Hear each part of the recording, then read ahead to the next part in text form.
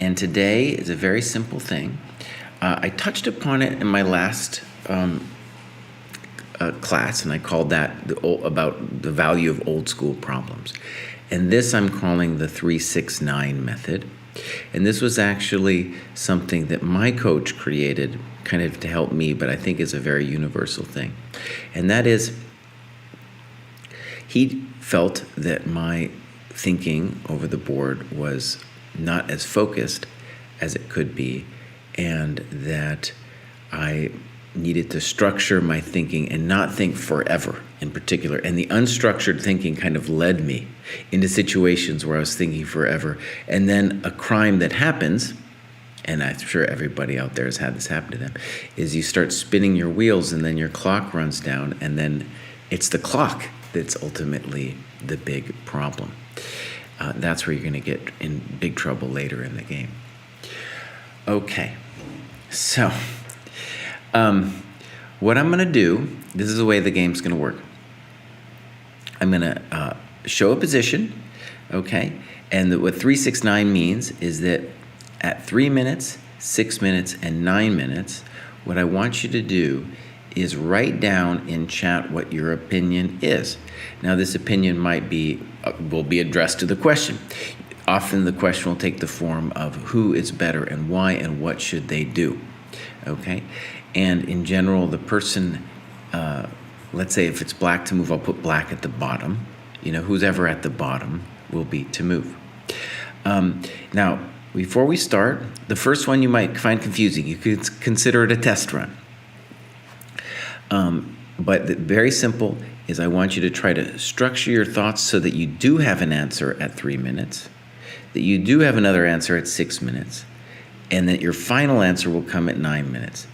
If imagine you're playing a game 90 plus 30, something like that. 9 minutes is really the upper limit of time that you have to make any one given move. These positions, please don't think of them as like tactical problems. Think of them as just game positions. Tactics are always involved, but also positional considerations. You're probably trained to do tactics such as white to play and win. That's not what we're doing. We are truly trying to find the best move in the situations I'm going to give you. Now, one more thing I want to say about my current self is I'm a little sick today, and I'm hoping that will prevent me from speaking. Okay, I'm hoping that my sickness will enable this exercise to, go to its fullest, which is when you're thinking, I should shut up. For the most part, it's very hard for me to shut up. And then I will call time at 3 minutes, 6 minutes, 9 minutes. I really want you to try to write down in the chat what your answers are. Okay, so again, we're about to start. I'm going to show a position, and then at 3 minutes, I'm going to say 3 minutes. At 6 minutes, I'm going to say 6 minutes. And at 9 minutes, I'm going to say 9 minutes. And then when that happens, I just want you to write your answer. It doesn't have to be correct. It doesn't have to be perfect. And then after all that is done, after the 9 minutes over, we'll talk about it. I'll invite people to chat, say their opinion about the position. There might be more than one right answer. And, might be some interesting positions as well. Okay, so here we go. This is going to be a simple question, all right? And it's going to be, should white take on e5? All right, so I'm going to give a little arrow. Should white take on e5? And I'm going to give you guys a little bit of a grace period. I'm going to call this, we're starting at 8:06, 8 o'clock Eastern time, that is, so 6 past the hour. Maybe I'll just say 6 right now. So you have 3 minutes to consider knight takes e5. And then I would like you to reconsider if you feel like you have the answer, okay? And you have the full 9 minutes.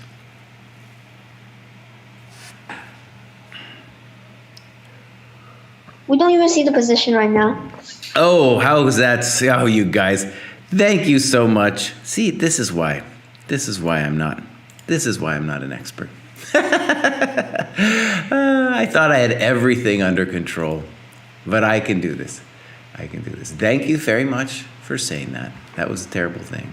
All right, let's start this again. Do you guys see the position now? Okay, great. So we're going to start it from here. Let's call it 7 minutes past the hour. Thank you again for fixing my little situation there. Okay. Should white play knight takes e5?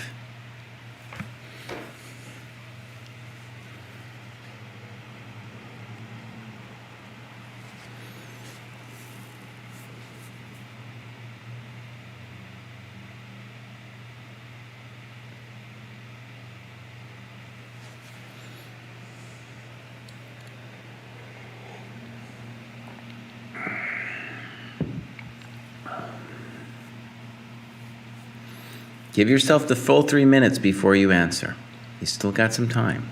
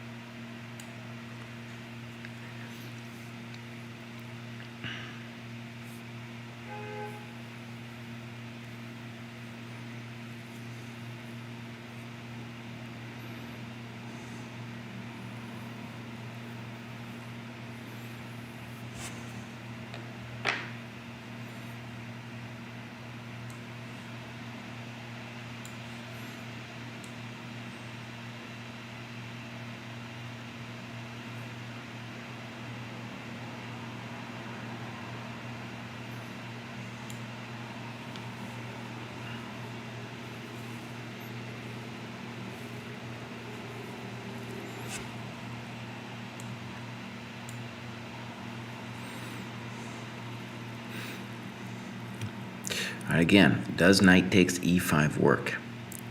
In just a second, I'm going to ask for your 3-minute answers.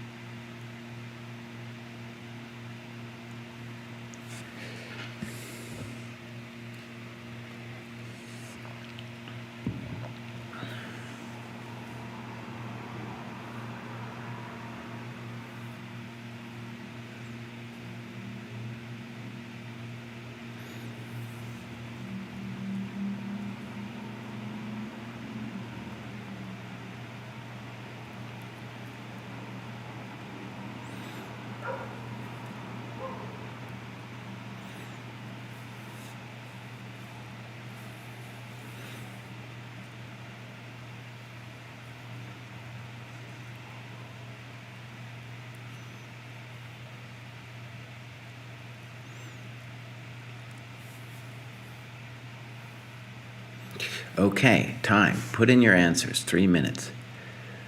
Should white play knight takes e5?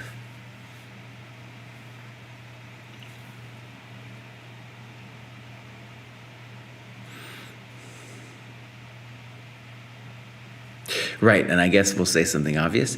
The answers should be, to me, at least in the Zoom call, they should be to me directly. We're doing a lot of complicated technological stuff.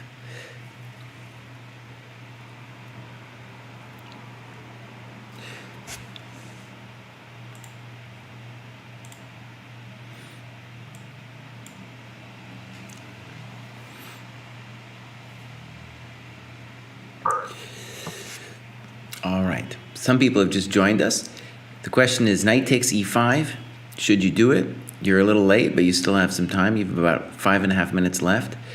At every 3 minutes, 6 minutes, and 9 minutes, I require an answer. This is designed to force your thinking to be concise.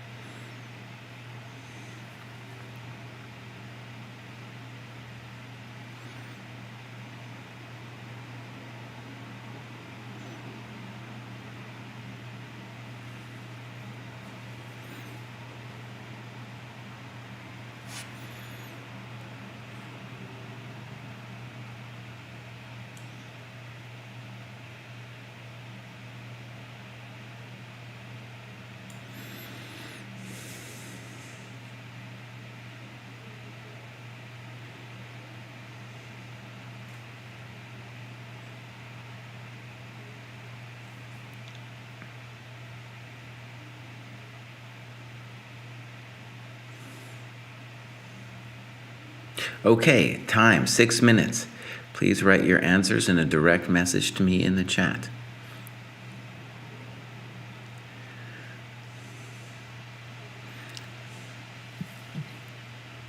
And then give yourself a moment now to reconsider whatever opinion you had. Reconsider the knight takes e5.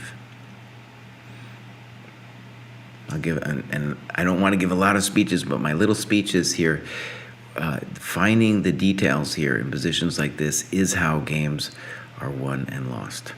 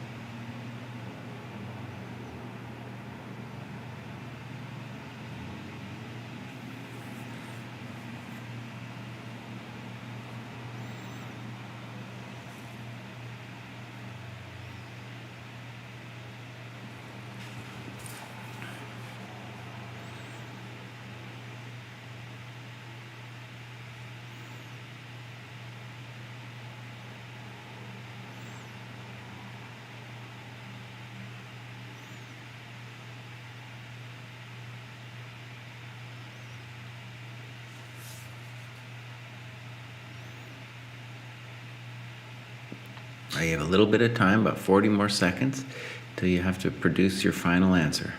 It's just like a real game. You don't have unlimited time.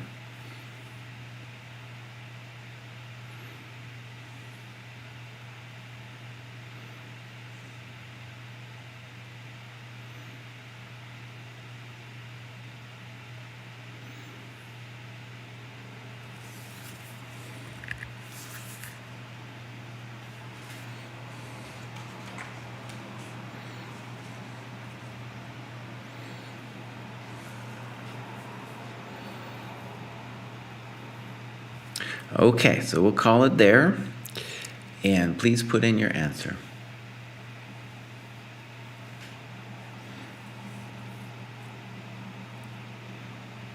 Okay, good, we're getting some nice answers. Please force yourself to give an answer. It doesn't matter if you're right or wrong. In a game, you're going to be forced as well, and you're going to make mistakes as well. There's just no way around it.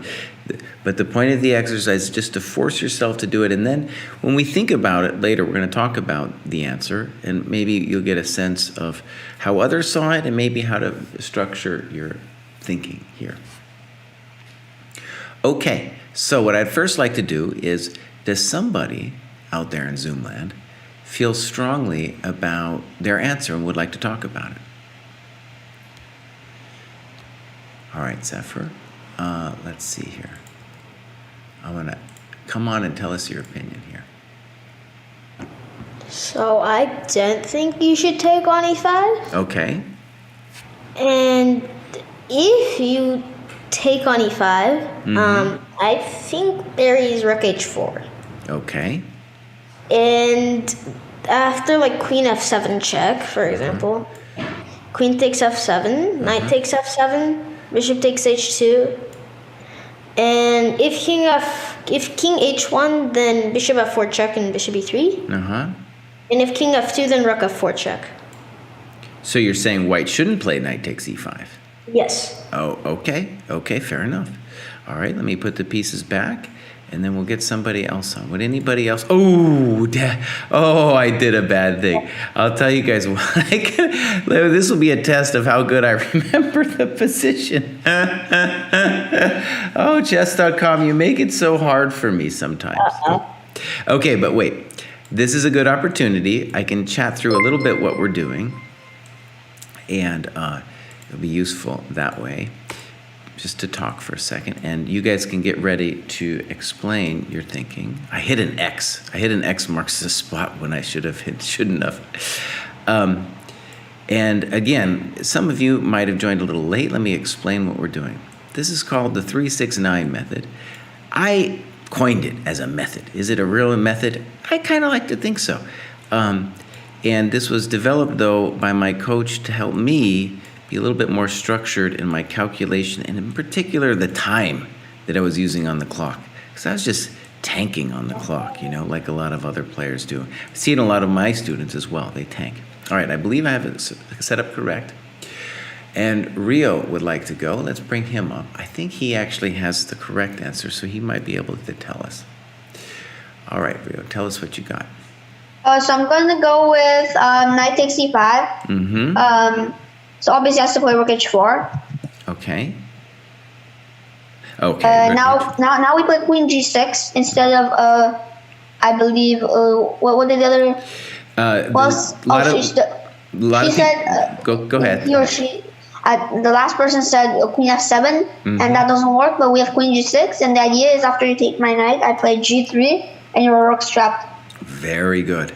Very good. It's a very nice rook trap. And that is simply the key variation that you got to see. And I'm going to go back a little bit and talk about the initial position. So, it's being a jerk again. Chess.com, buddy, chess.com, don't do this to me. I'm trying to put a pawn on e5. There we go.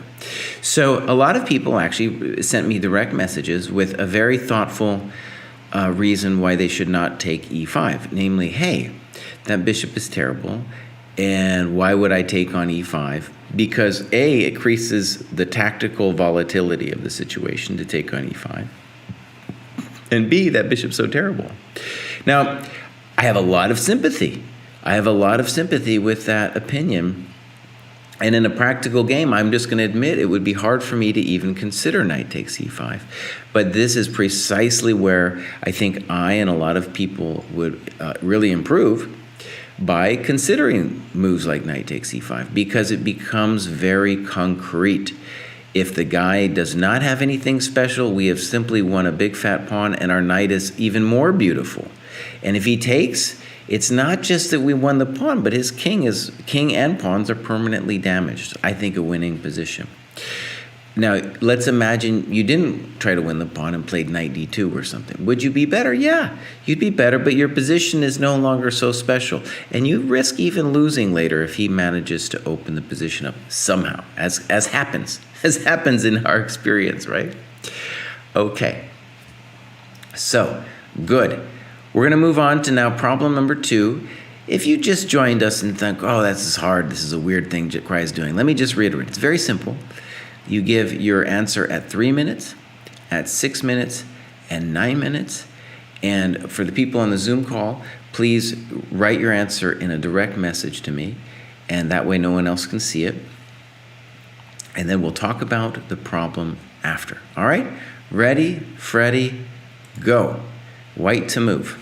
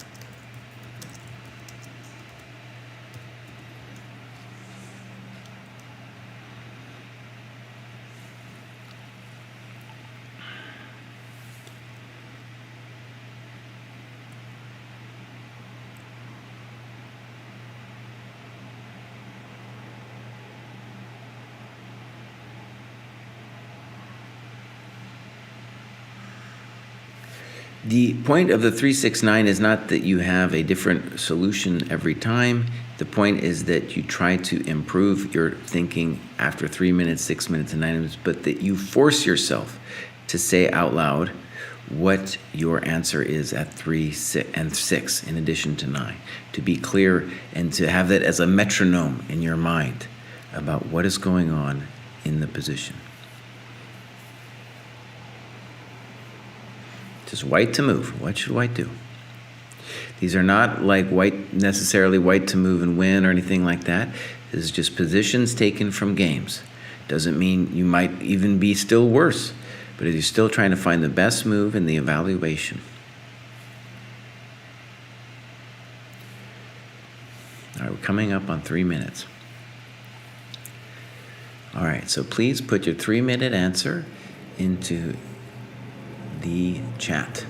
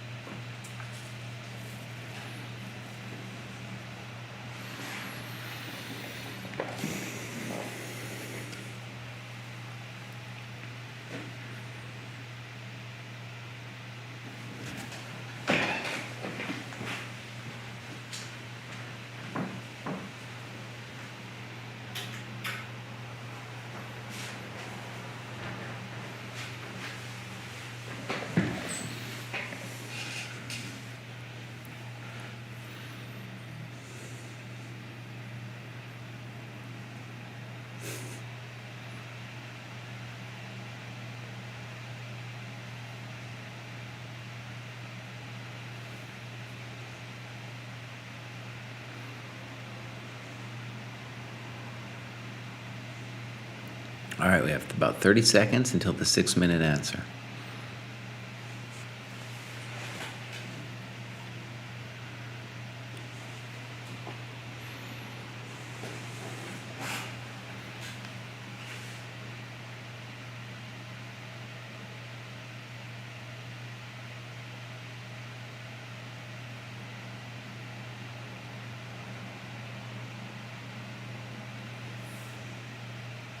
All right, please put in your 6-minute answer.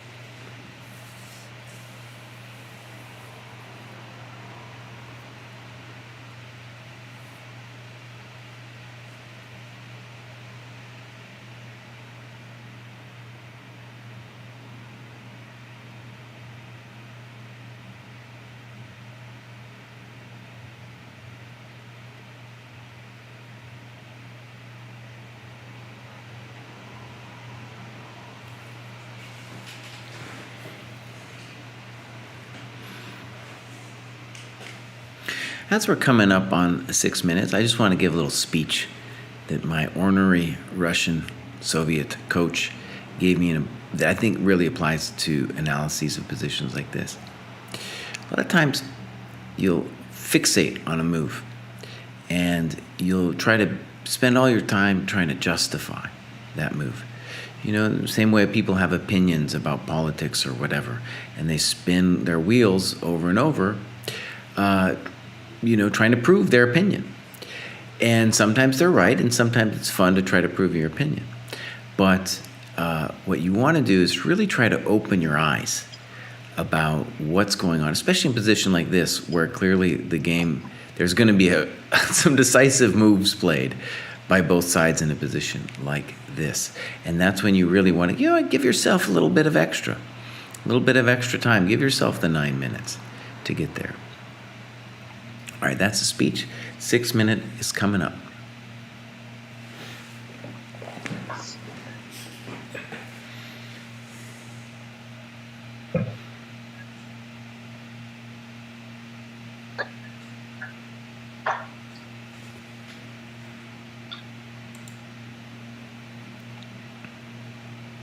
Okay, good. Please put in your 6 minute answers.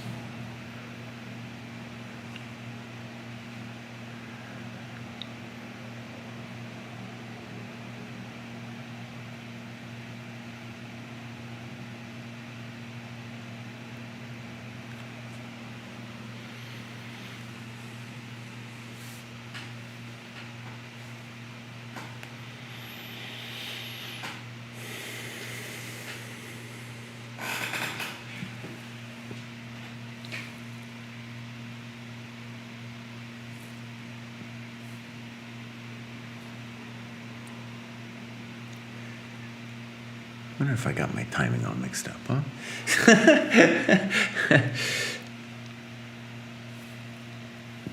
I did get the timing all mixed up. I'm sorry about that. All right, I'll give another minute here and then we'll call it.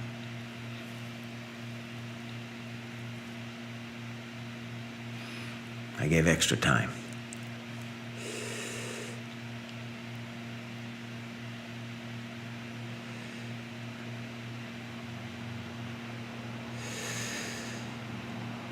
All right, prepare your final answers.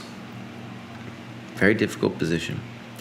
Definitely in a real game, you can imagine spending even more than 9 minutes here. But you'd have to have some ideas to work out in order to get there.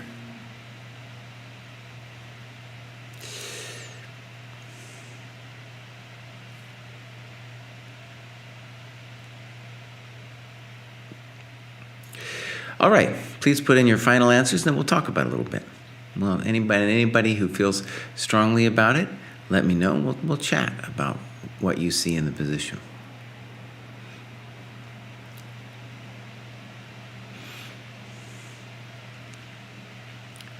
Who has strong feelings about this?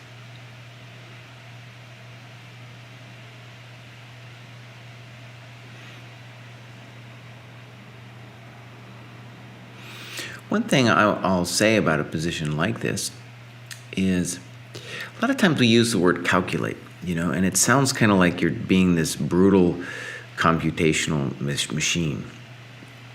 And in a position like this, really, you're not necessarily wanting to look at everything, You really are trying to focus in on mate.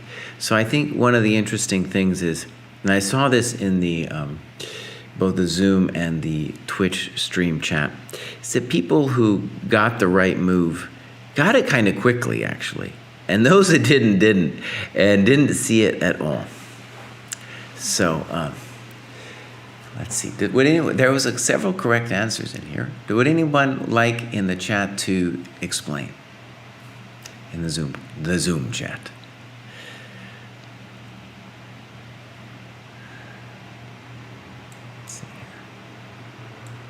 Okay. Well, so the answer is very nice, very simple. If you saw it, probably it all made sense quickly. Knight takes c6. It's a major bummer. because if knight takes, we have king d2. Excuse me. If knight takes bishop, we have king d2. And on knight takes e6, we have knight d5, and the game's over. There's only one defender of the black king. It's the knight. And that's it. That's it. And it's the most terrible thing possible you can imagine. If you did something like this, too, another bummer for him is like you can't even really do this move because your rook's hanging. You know, everything's hanging. So it's just time to resign. I think knight d5 probably also wins. Okay, good. So we're going to move on to the next problem. Again, it's not a computation in the sense of a computer. You're looking at everything. You're looking at how do I get rid of dude here? Dude has to go. And once you have that in your head, you'll be like, oh, maybe then you'll find knight takes c6, right? Okay.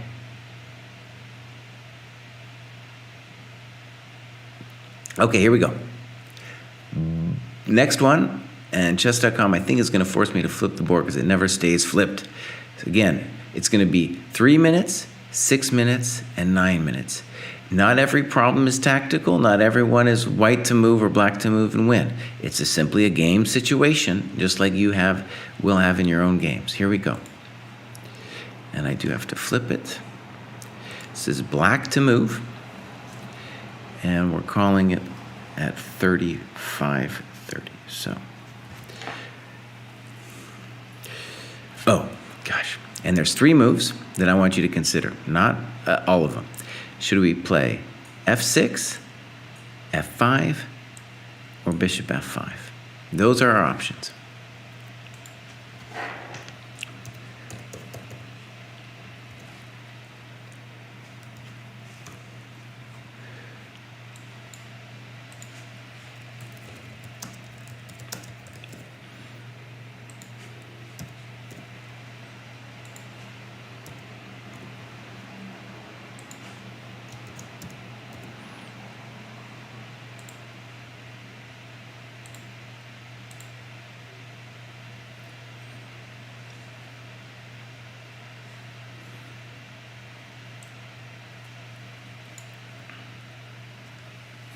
f6, f5, or bishop f5.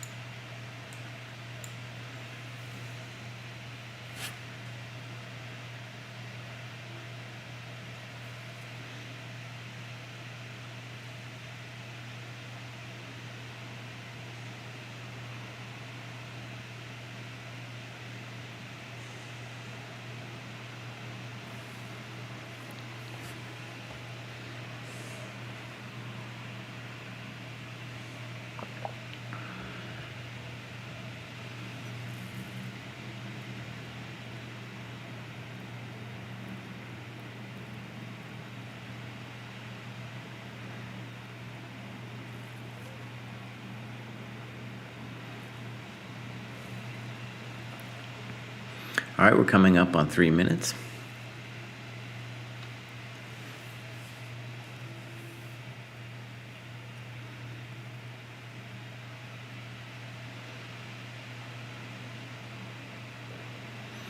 All right, we're at 3 minutes. Put in your answer in the chat.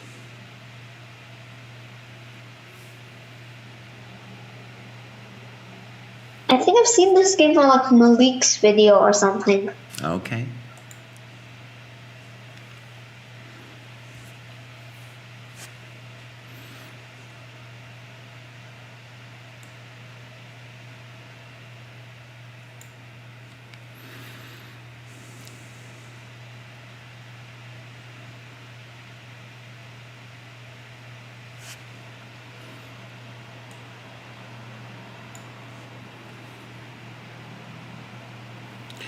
For those of you just joining us, what's going on is we're doing a thing called the 3-6-9 method, and I show a position.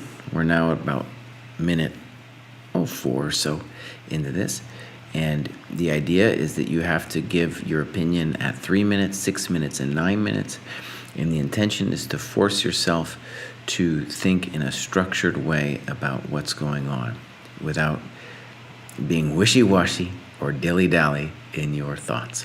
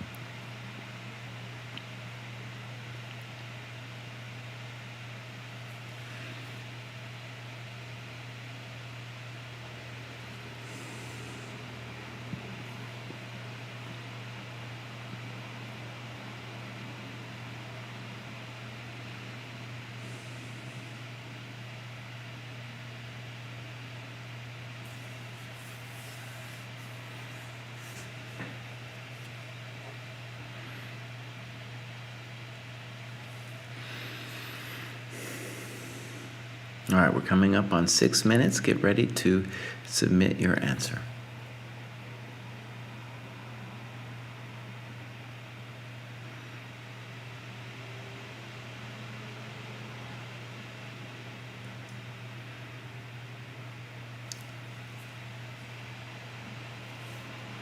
Okay, 6 minutes. Please submit your answer.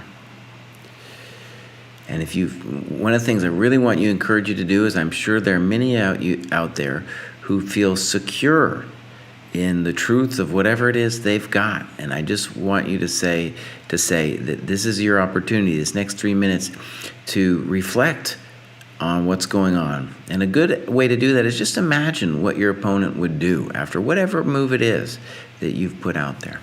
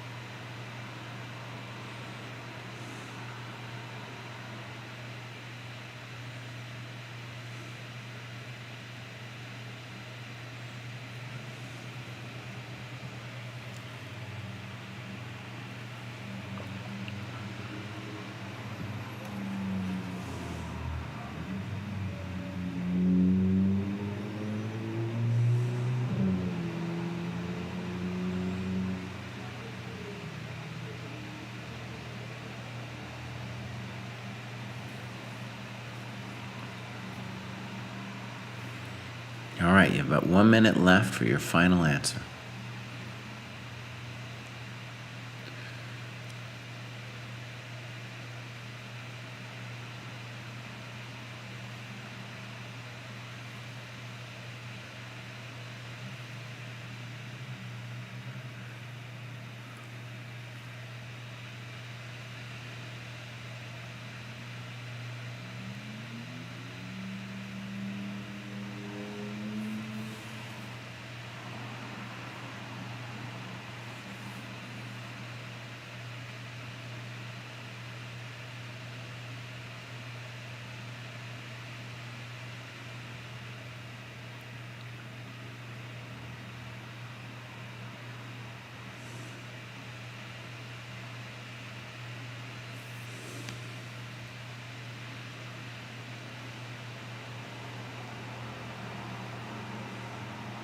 Okay, please write your final answer in the chat.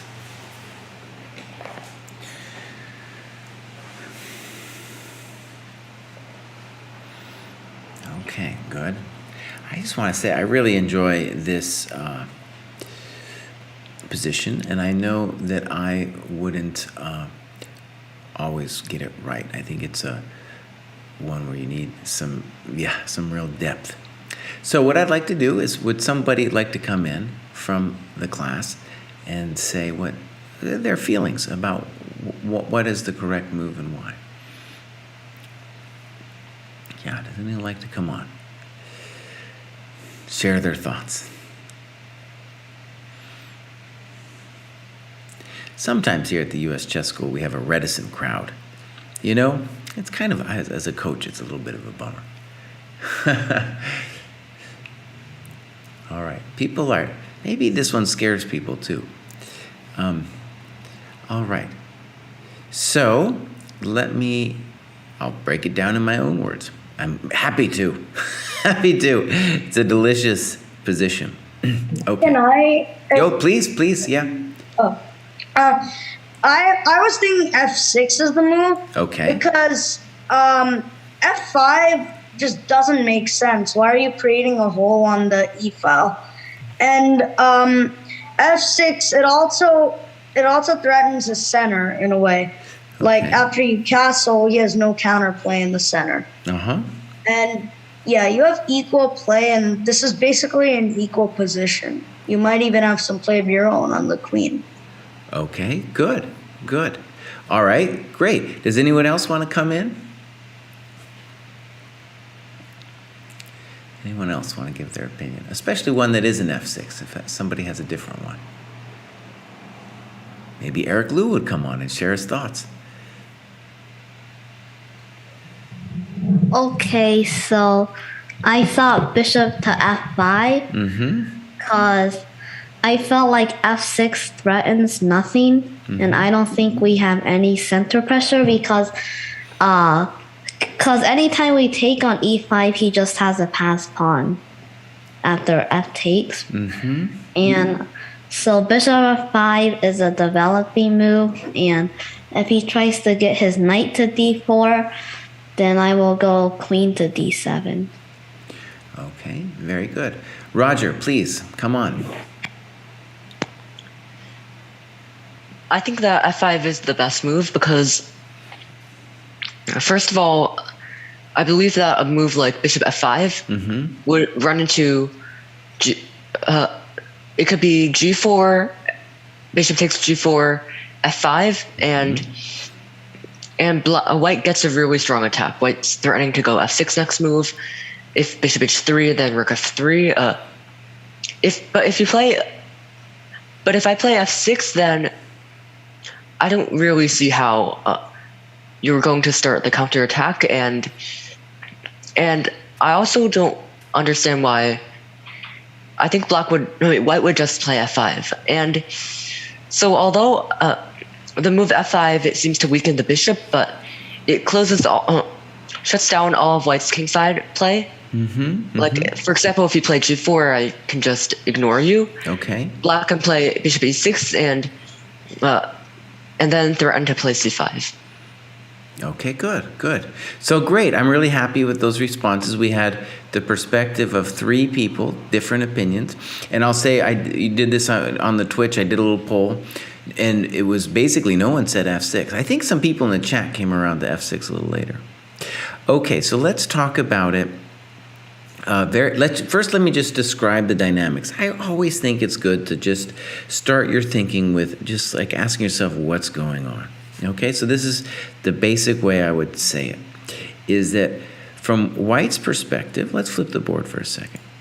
From white's perspective, I would say we're up 2 tempi because we've got 1 extra piece developed and we're castled. Okay, so we got 2 extra tempi. The problems that we have, though, as white, is that black has the bishop pair, number 1, and number 2, our knight is cruelly dominated by these pawns. We have a bad knight. So black has some interesting pluses in the position. All right, let's go back. Oh, I didn't mean to do that. So The first thing to observe is that if white is going to get something out of this position, he needs to start a fire now. He needs to start a fire now, and he gets to start that fire after bishop f5, and Roger correctly said g4. At this point, white will achieve his attack, whether you play bishop c2 f5 or you play bishop g4 f5. White has got his attack, and it is very dangerous for black. Okay, so bishop f5 is then out, and I assume a lot of people saw that. So then f5, and I can imagine myself making this move. It's actually a bad move, and let me just say, and especially in the heat of battle, right? And you're just trying to stop what your opponent's doing, and you're scared. I'm speaking for myself here. I know I've been in these situations, and you're just like, okay, f5 is going to stop his garbage on the king side, right? Now, the little tingling sensation in the back of your mind should be, well, what about my bishops? What about my poor bishops?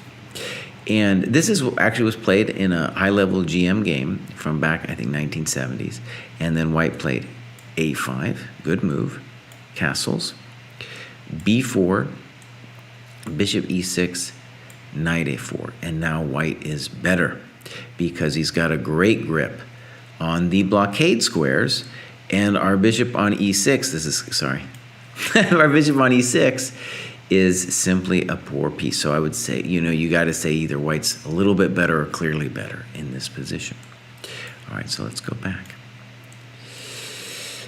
So not a losing move to play f5, but f6, far more interesting. And what I want to say about this move, one of the reasons I love it, is it's essentially a prophylactic move, which, and by that I just mean it's making f5 to be ineffectual. Because whenever you play f5, then I'll take. So for example, f5, snip, snip, castles, and I've got all the advantages in the position. And remember, this knight on c3 continues to be bad. I've opened the position, and if I need to, I can play bishop f6 or bishop d6 next move. So a very elegant positional example, I feel. And again, one that I'm not sure I would always get right. It would have to be, that's real class to play f6, especially in a game situation. And as stated, f5 was the move played in the original game, which was, I think, if I remember, as a strong GM. Okay, good. So let's try to get one more in here. Actually, I'll tell you who that was. Yeah, this was Kavalek. Actually, Lubomir Kavalek is a very interesting GM, ended up coming to the United States to live, was a columnist, one of the great Czech players, basically an American player for most of his life, died recently, I think of COVID last year. Okay, so let's do another one. We might go a little bit over our hour limit, but that's okay. So I'm going to flip the board, and this is black to play. All right, and let's start it here. We're going to say at 53 minutes past the hour. All right. Very difficult. And the question is simply, black is winning, equal, or better. Okay? And of course, we want you to have a move for black as well.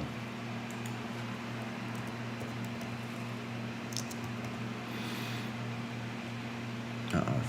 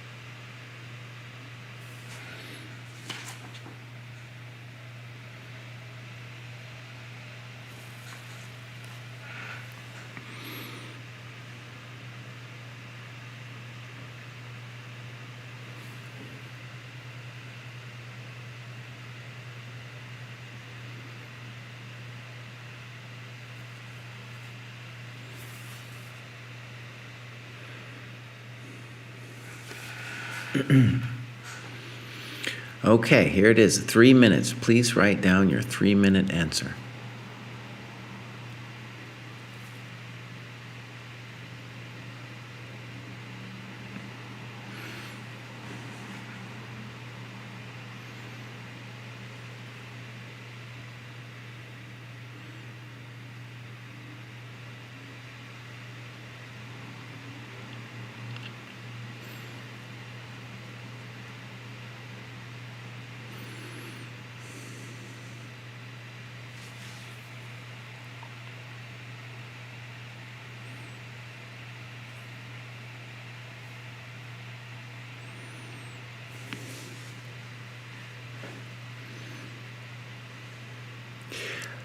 When I say 3-minute answer, that is both the move that you think is correct and the evaluation.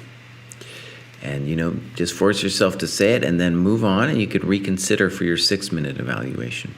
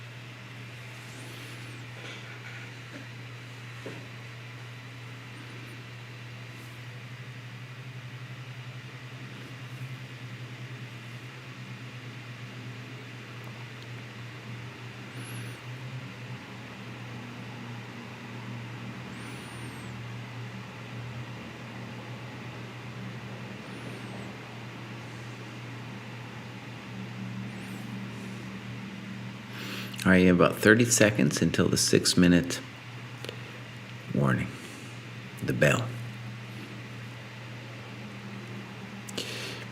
Please try to say what you think Black's best move is and the evaluation of the position.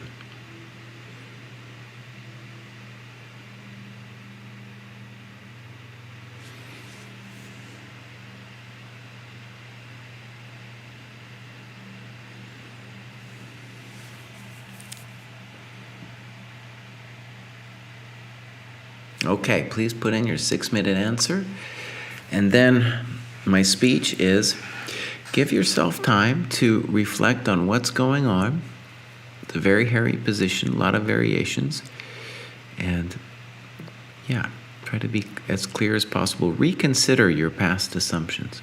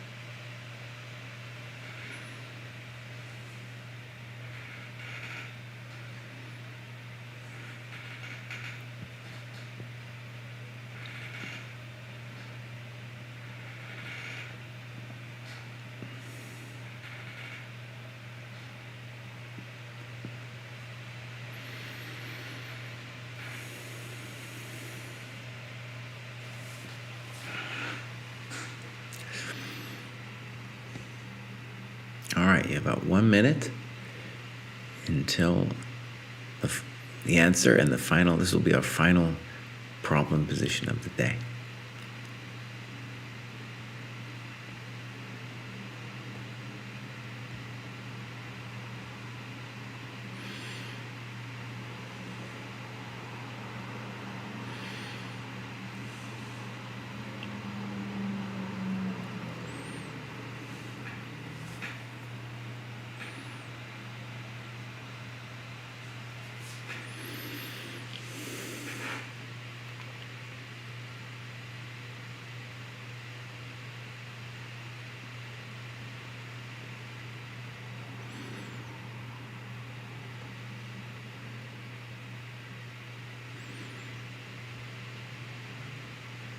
All right. Please put in your final answers, and then if you wish to speak about it, I'll call you in and we will chat about what you see is happening and your evaluation.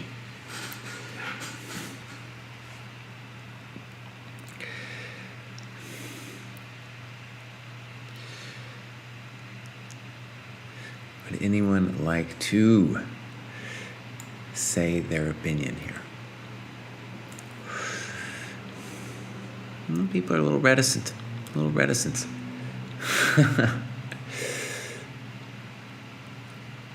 lot of different answers. Can I say mine? Please, go ahead. I was thinking about rook to d1 check. Mm-hmm. Okay. If he goes king to h2, I was actually thinking about the move f5. F5. But then the bishop comes in. But to e6 after bishop g7. And also maybe rook takes g7 might also be scary. But Right? rook g7, I was thinking about knight to d4. Okay, it's a thought. Which blocks the bishop's diagonal, protecting the rook, and you attack the knight still. Mm-hmm. Okay. And what is your sense in that position? What? What is your sense of the evaluation of that position?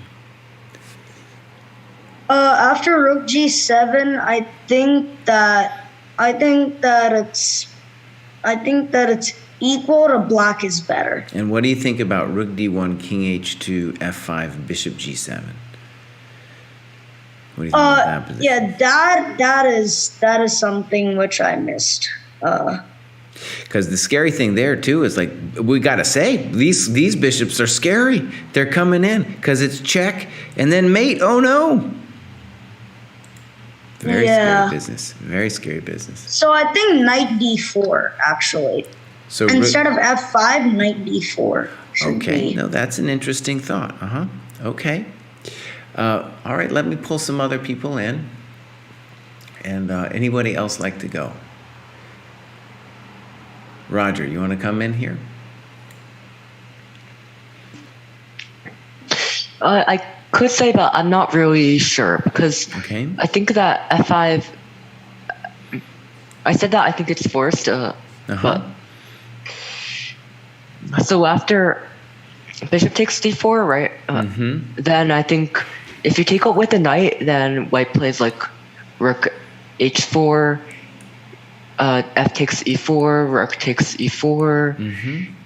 Let's say rook d8, and then bishop e6. And I think that white's position is more active, and the bishop is better than the knight. Okay. And so I think. So you'd say in that final position, white's better. Yeah, but if you play f5, but if I play f5, then bishop takes d4, I would take on g4. Then white is pretty much forced to play bishop c3. Okay, good. And in order to avoid losing the piece, I think you need to play rook d8. And then after bishop e6, gh3, I think it's around equal. Okay, good. That was a very considered opinion. Okay, good. This one's a good one. All right. So Let me just say, one of the things I like about these problems is, this is complicated. And this is the way, to me, my experience of chess is it's not usually some, black to move and win situation. Because you don't even know if maybe it's to win, maybe it's to draw, maybe it's just to get a slightly worse position. We don't know. Okay, so this one I want to say you really have to dig deep and think about what's going on in a very concrete way. And one of the things that's interesting to me about what Roger said is a lot of just evaluation factors. Now, I think rook d1, king h2 is going to lose. And one of the things I want you to see is just the bishops are too strong at that point. They're just way too strong. For example, rook d1, king h2, knight d4. And now we have at least, two moves with the knight that look scary. Knight g5, knight c5. It looks terrible. It really looks terrible. We're hitting this poor knight. And the pieces, especially the bishops, just need a little bit of looseness to open up in white and black's camp for him to be much, much better. Now, one of the things I will say it was a prejudice I had in this position was I love these positions where you give a rook for 2 pieces and a pawn in the later phases of the game.